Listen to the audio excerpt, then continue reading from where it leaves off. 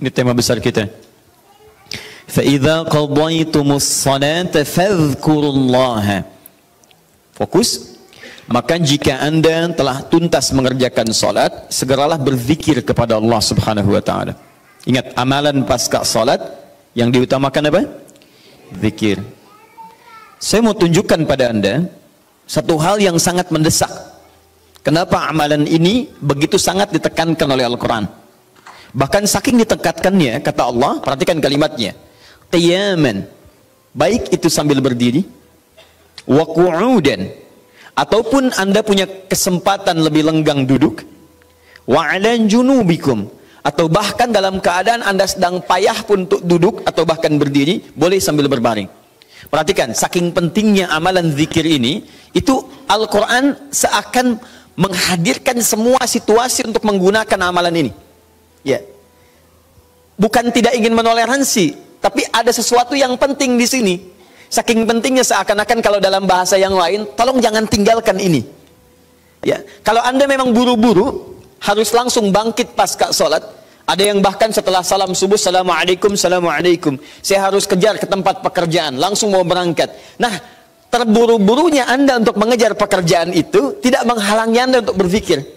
Kalau bisa sambil jalan pun zikir aja, ayo lakukan, kerjakan amalannya. Kalau Anda senggang, duduk dengan tenang, lakukan. Kalau amalan ini tidak penting, mustahil Anda diminta untuk mengerjakannya, sekalipun dalam pekerjaan yang sifatnya darurat Anda mesti lakukan. Paham sampai sini? Baik. Nah, nanti kita akan lihat apa rahasianya amalan-amalan ini, zikir ini.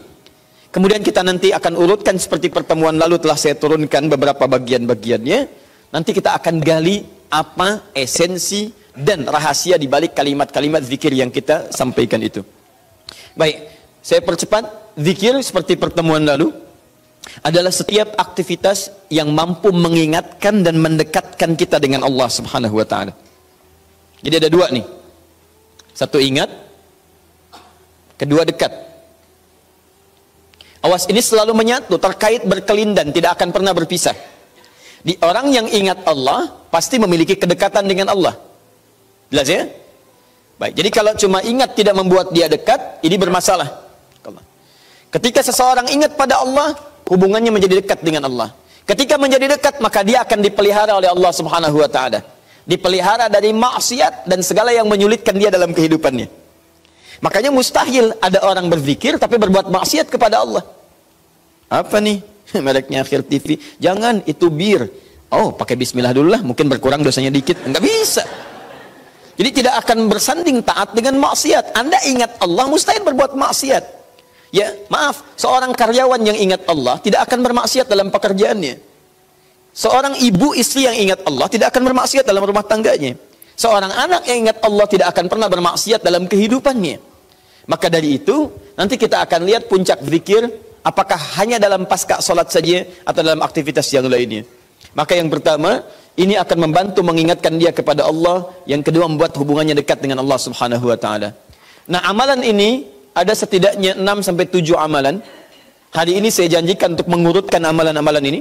Ya, saya ingin tes dulu apakah Bapak Ibu masih ingat atau tidak. Satu apa? Istighfar. Istighfar. Saya tuliskan satu, istighfar. Apa dalilnya? Cepat saja, kalau tidak tahu katakan apa? Allahu a'lam. Baik, masih ingat? Saya sebutkan kemarin hadis Nabi di riwayat Muslim, hadis 591. Masih ingat? Baik, ini ada istighfar. Baik, yang kedua apa? Allahu a'lam. Enggak ada, Bu. Allahu a'lam. Baik. Assalamualaikum warahmatullahi wabarakatuh. Assalamualaikum warahmatullahi wabarakatuh. Astagfirullah, astagfirullah, astagfirullah. Allahu a'lam, Allahu a'lam. Enggak ada. Baik.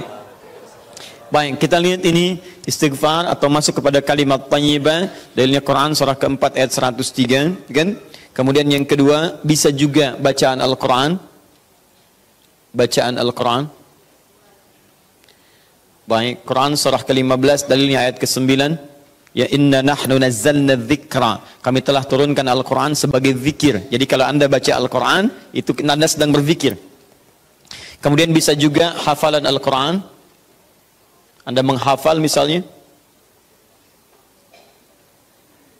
Baik.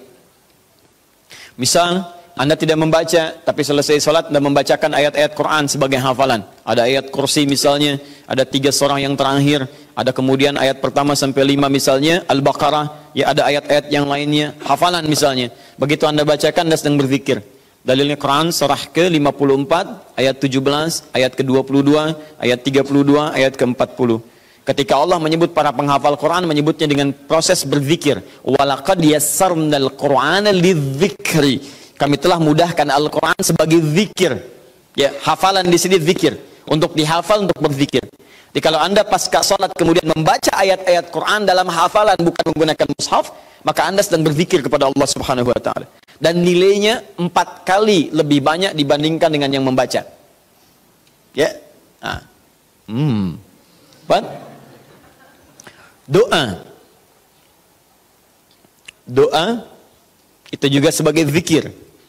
Ya, Quran surah ke-7 misal dalilnya ayat 205.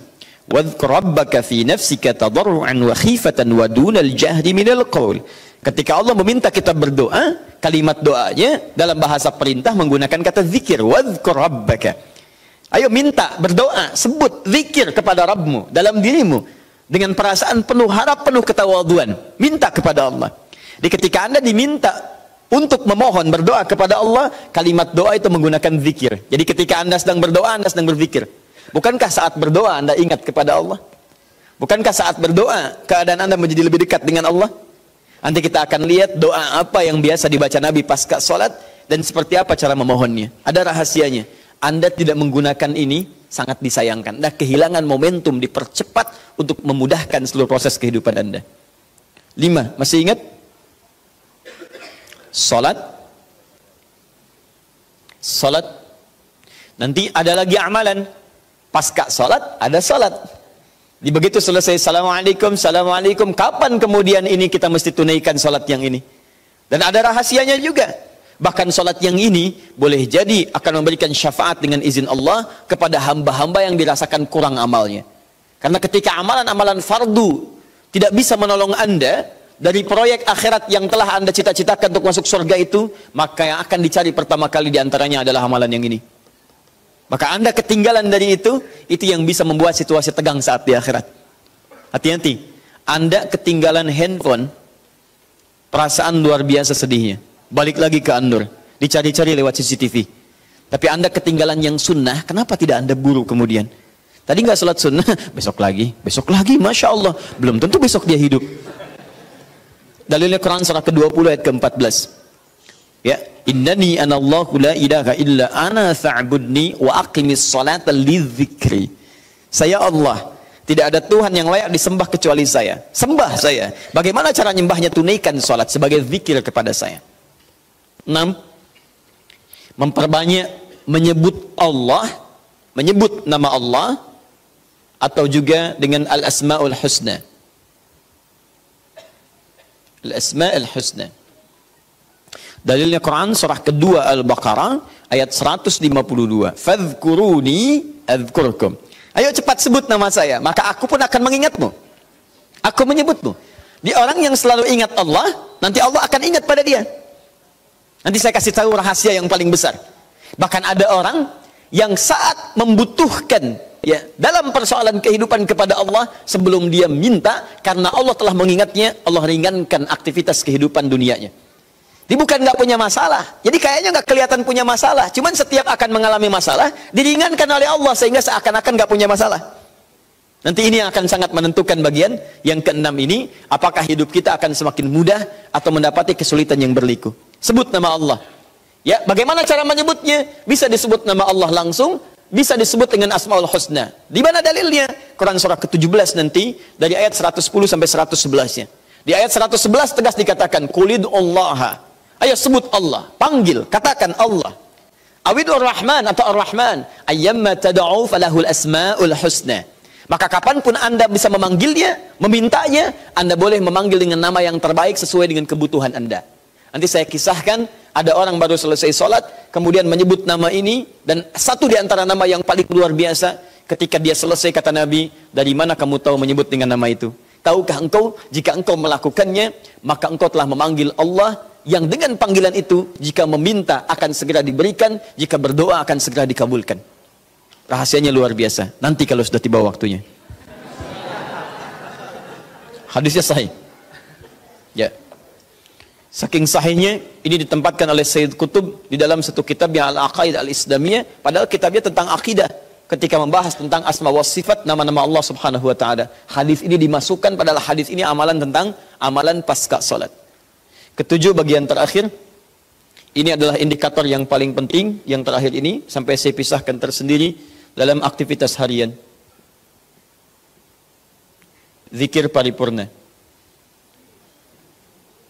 Ini yang zikir paripurna. Makanya saya kasih garis. Ini amalan pasca salat disebut dengan zikir, bukan amalan biasa, tapi semua amalan ini akan dibawa kepada seluruh aktivitas hariannya. Bukankah pasca salat ada yang jalan, pasca salat ada yang kerja, pasca salat ada yang makan, pasca salat bahkan ada yang masak, pasca salat ada yang bicara? Maka orang yang pasca salat zikirnya itu benar latihan zikirnya, maka makannya adalah makan dengan berzikir kepada Allah, bicaranya zikir kepada Allah, jalannya zikir kepada Allah Subhanahu wa taala. Nanti saya turunkan ayat-ayatnya bagaimana orang berjalan sambil zikir, bagaimana orang kemudian makan zikir, bagaimana orang bicara zikir. Jangan-jangan selama ini kita hidup 24 jam tapi aktivitas kita tidak dalam rangka zikir kepada Allah Subhanahu wa taala. Nah, dalilnya Quran surah ketiga Ali Imran ayat 190 sampai 191. Inna fi khalqis samawati wal ardi wa ikhtilafil laili wan nahari la ayatin liulil. Siapa ulul albab itu? Ayat selanjutnya, alladzina yadhkurunallaha. Mereka itu orang-orang yang senantiasa zikir pada Allah Subhanahu wa taala. Qiyaman, dalam keadaan dia berdiri, wa qu'udan, ataupun dia duduk, wa 'ala junubihim, atau bahkan sedang tidurnya. Tidurnya disebut sebagai zikir, berdirinya disebut sebagai zikir, duduknya disebut sebagai zikir. Dan ahli zikir ini adalah orang-orang yang akan dimuliakan bahkan oleh Allah ketika kembali ke akhirat nanti dan dipuji-puji oleh Allah Subhanahu wa taala.